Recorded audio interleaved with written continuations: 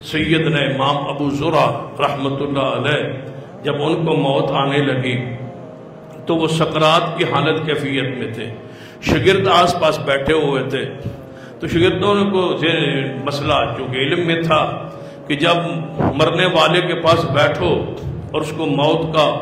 حالت کیفیت اس پہ طاری دیکھو تو اس کو لقنوا موتاکم لا الہ الا اللہ، تو اس کو لا الہ الا اللہ کی تلقین کرو،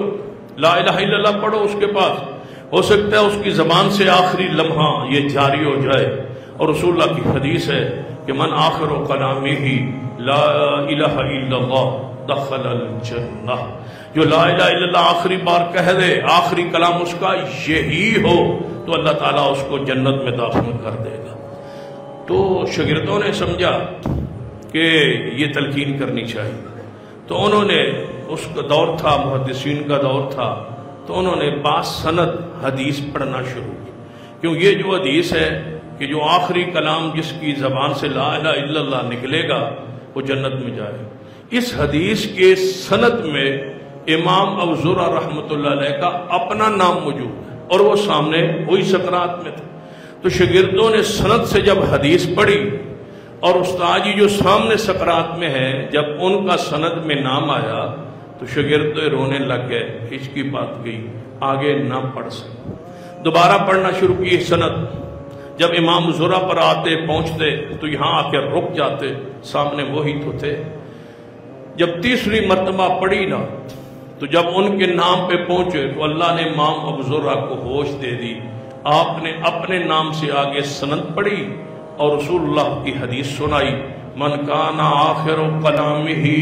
لا الہ الا اللہ دخل الجنہ، حدیث پوری ہوئی اور روح پرواز کر گئی۔ یہی حدیث پڑھ رہے تھے۔ پھر جب آپ فوت ہو گئے تو آپ کو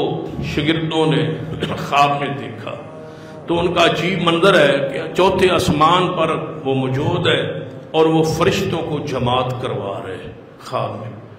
تو شاگرد فرماتا ہے کہ میں نے خواب میں یہ پوچھا استاد جی سے کہ اتنا بڑا رتبہ اور مقام کہ چوتھا آسمان ہے اور آپ فرشتوں کو جماعت کرا رہے ہیں، اتنی اللہ نے آپ کو بلندی اور شرف دی ہے، کون سا کوئی عمل آپ کیا کرتے تھے جس کی وجہ سے اللہ نے یہ اعزاز اور یہ شرف آپ کو بخشا ہے؟ تو استاد جی خواب میں فرمانے لگے کہ مجھے یہ اعزاز شرف صرف اس وجہ سے نصیب ہوا ہے کہ میں نے زندگی پر کوئی نماز رفع الیدین کے بغیر نہیں پڑھی، تو اللہ نے یہ مجھے رتبہ دیا ہے، یہ اللہ نے مجھے شان بخشی ہے کہ چوتھے آسمان پر فرشتوں کو میرا مقتدی بنا دیا ہے۔